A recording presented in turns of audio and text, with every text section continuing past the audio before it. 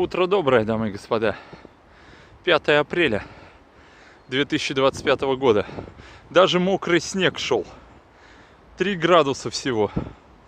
Нормально погода, да? Но это не повод по пути не заехать на тренировку. Совершенно не повод. О, что-то грохнулось. Дерево упало где-то, слышали? Где-то в парке грохнулось дерево от ветра. А, нет, не дерево, оторвало эту хрень. Видели? Которая закрывала песок. Ее просто оторвало и прибило к этому, и потом она упала. Вот. А звук такой, как будто дерево грохнулось. Вот так вот.